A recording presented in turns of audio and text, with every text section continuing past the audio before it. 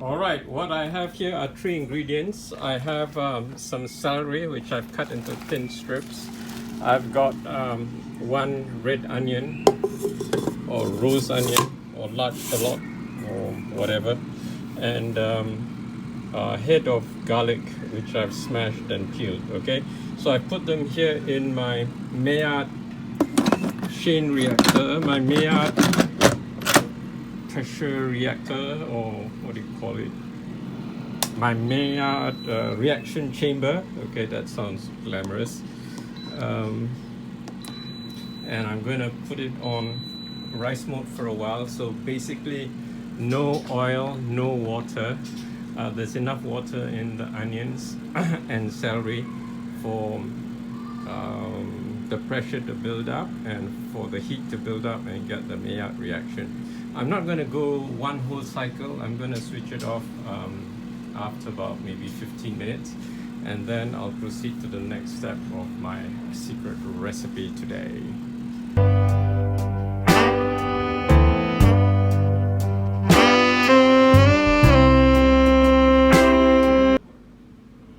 Okay, these are the ingredients that I'm going to go into my vacuum blender. I have 3 chili padi here. I forgot to buy chili mera or chili bo earlier when I was at Segi Fresh, but I did get 2 rhizomes of fresh turmeric, which I'm going to blend up. I'm going to cut up this galangal or blue ginger, also known as lengkuas, as well. I'm going to get rid of the outer skin and blend this whole thing up together with lemongrass serai. Okay, I'm probably going to cut them up with my kitchen shears first before blending them. I haven't decided about my kantan, whether I'm going to cut it into strips and put it in my secret recipe, or maybe just the stalk. I'll cut the stalks and blend the stalks, and then the flower, the petals itself, I will cut, finely slice them and put it in my secret dish, which I'll reveal to you later.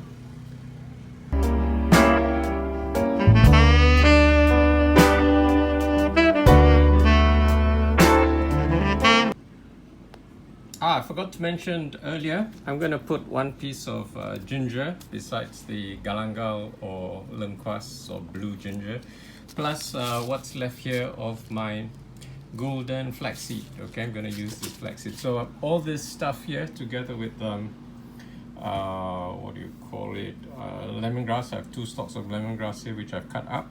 I've got 2 rhizomes of ginger and 3 green chili padi. I'm going to blend up in my vacuum blender.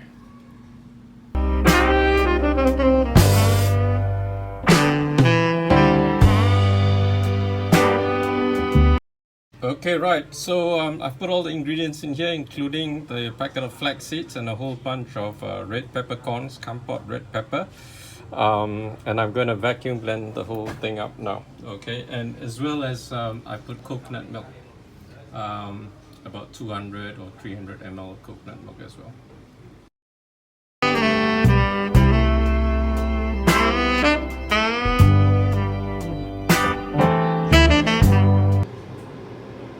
Okay, I've taken the celery, onions and garlic out of the pressure cooker, my Maillard reaction chamber as I call it, and I've put it on the stove on my pressure cooker. I've got it on level 2 for 6 minutes. I put the timer on so that if I forget, I won't burn it. And if need be, I'm going to put a little bit of this stuff, which is the blended herbs and spices with the coconut milk. I'm just going to put 2 tablespoons when I need to before I put the rest. I'm just going to make sure the onions and garlic are nicely translucent and the Maillard reaction has completely taken place.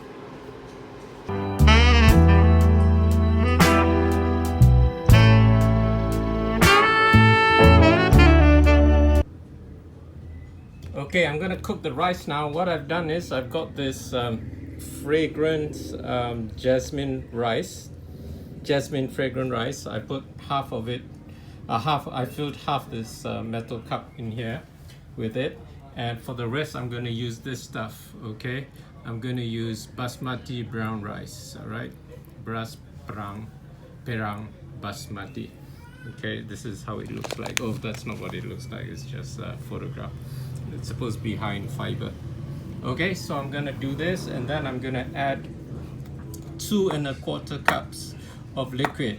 1 cup would be coconut milk, and 1¼ cups would be plain water. Okay, so that's my trick to do this rice. My original idea was to use scraped coconut, but I forgot to buy it because when I was at Sigi Fresh, I saw they had coconut milk, and I thought, why bother with blending up the scraped coconut? Let me just use the coconut milk to do my other dish.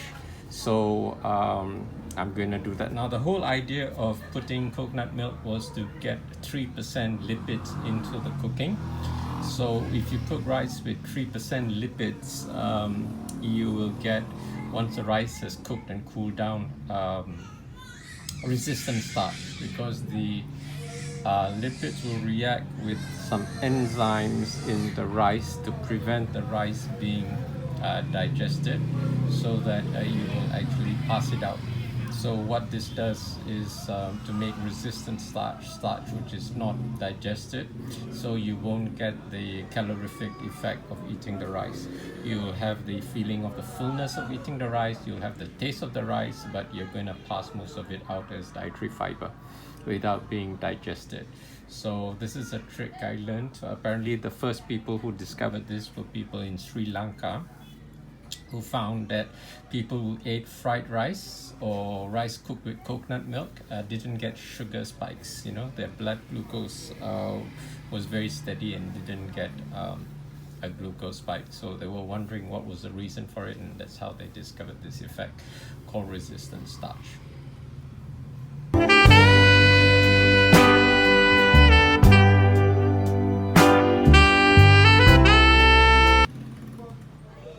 Okay, I've added the other half of this cup with the basmati brown rice. So it's very important when you cook rice, you actually measure the quantities. I don't normally measure quantities, but with cooking rice you have to, because the ratio of rice to water is very critical.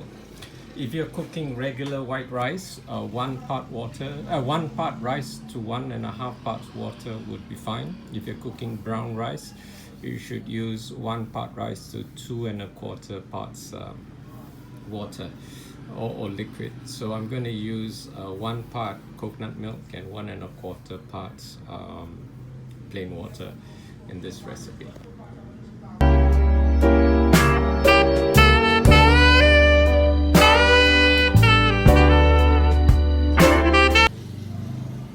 Okay, the rice is in the pressure cooker, and I've measured out the coconut milk, 1 cup of it here. So that's going in the pressure cooker, and in a minute I'm going to add 1¼ cups of plain water, and then I'll put this on rice mode and cook the rice. Okay, the rice is cooking nicely on rice mode, and it'll automatically switch itself off once it's done. Now, while that is happening, I'm going to continue with this other dish that I'm making.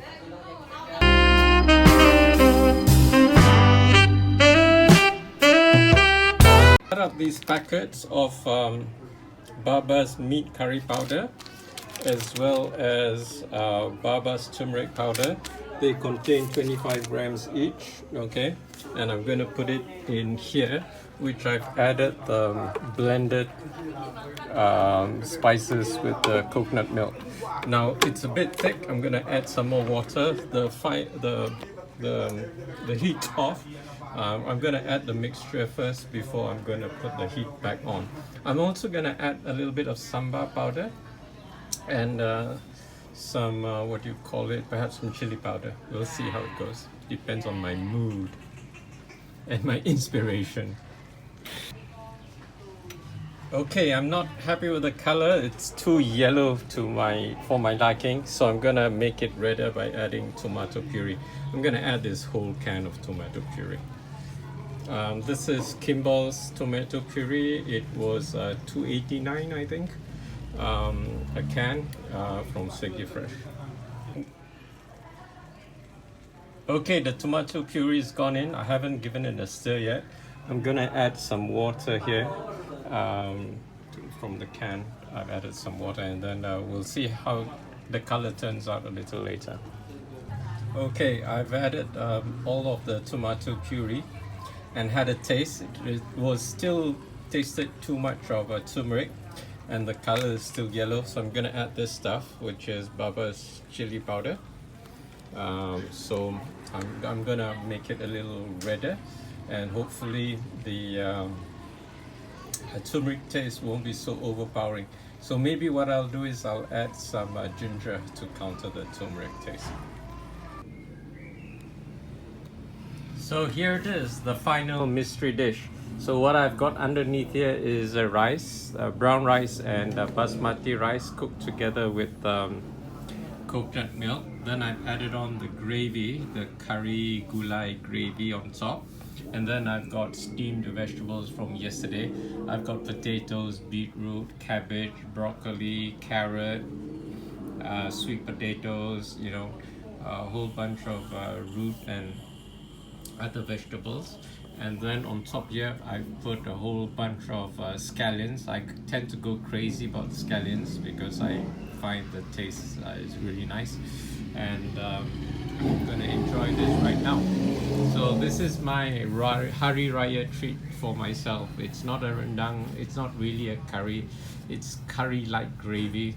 It's got lemongrass, it's got daun kasum, it's got bunga kantan, which is torched ginger, it's got galangal, which is lengkuas, it's got ginger, it's got fresh chilies, it's got chili powder, it's got curry powder, it's got turmeric powder, it's got red peppercorns, kampot red peppercorns, okay. What else? Oh yeah, I had to put a little bit of salt because it was rather bland. But I'm on a low salt diet, not a what do you call it, a no salt diet, because as you know, salt is sodium is one of the essential nutrients our body needs together with potassium. The only problem is we tend to eat too much sodium relative to potassium, and I know from experience that it can cause neurological imbalance in our synapses and cause some kind of tachyphrenia and stuff like that. Okay, but the body's pretty good at regulating sodium. You tend to piss whatever extra out, but why put a strain on your kidneys by taking overload of sodium? So to eat more fruits and vegetables which have sodium and potassium in the right balance. If you eat animal foods, you'll tend to have too much sodium. And what do you call it? Try as far as possible to add the salt or soy sauce at the dining table rather than during the cooking. That way you will use 25% less, a quarter of the salt that you would otherwise use if you had added it while you were cooking. Okay, let me enjoy this. I'm really hungry now, so take care. See you later. Bye bye.